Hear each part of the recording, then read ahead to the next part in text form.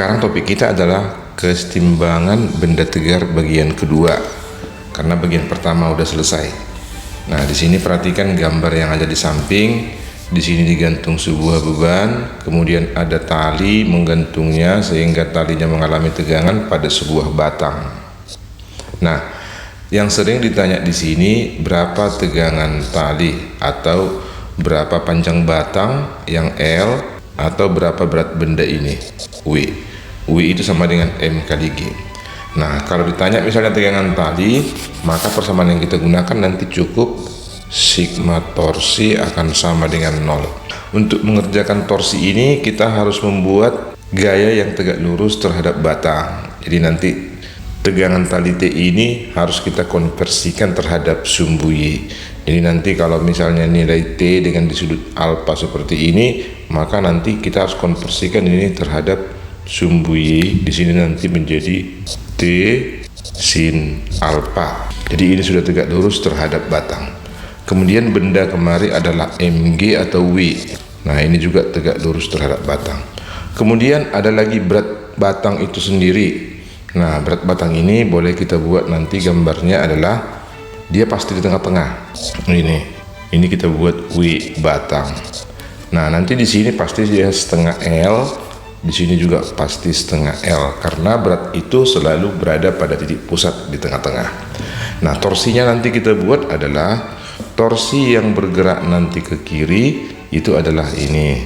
Ini kita sebut torsi 1. Kemudian torsi yang melawan itu nanti adalah ini, yaitu torsi 2. Kemudian yang ini lagi torsi 3. Sehingga nanti boleh kita tulis persamaannya adalah torsi 1 harus sama dengan torsi 2 tambah torsi 3. Nah, bagaimana aplikasi dari sini? Kalau torsi kita sudah tahu rumusnya. Torsi itu adalah F kali L atau boleh juga F kali R. Aplikasinya kita lihat pada contoh berikut ya. Pada gambar di samping, beban 200 Newton digantung pada batang yang panjangnya 2 meter, beratnya 50 Newton. Jika sistem dalam keadaan setimbang, maka tegangan tali T adalah berapa? Nah, ini tanya tegangan tali T-nya berapa. Nah, ini bisa kita kerjakan dengan sistem torsi langsung ya. Sigma torsi sama dengan 0. Pertama adalah pusat rotasi kita buat di titik O ya. Berarti dia nanti bisa bergerak ke sana atau bisa bergerak kemari.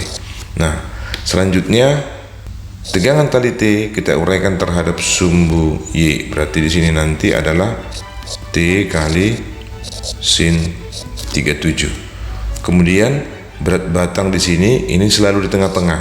Berarti kalau panjangnya 2 meter, ini 1 meter, ini 1 meter, ini beratnya adalah 50 Newton.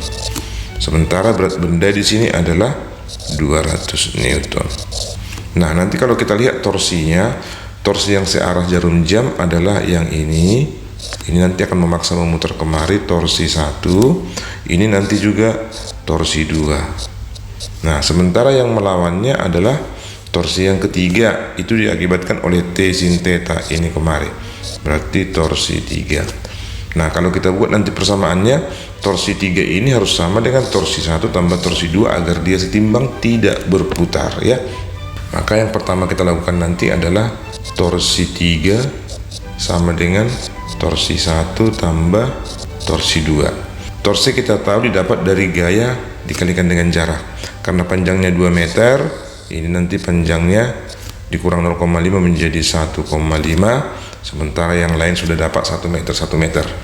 Nah, sekarang kita buat torsi 3-nya adalah T kali sin 37 dikalikan dengan jaraknya adalah 1,5 akan sama dengan di sini 50 dikali 1 ditambah 200 dikali 2. Nah, sinus 37 adalah 0,6.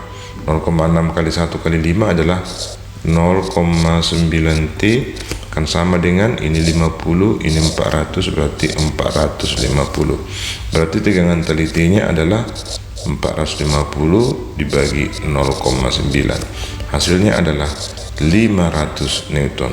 Berarti tegangan tali T ini adalah 500 Newton. Jawabnya adalah Eko.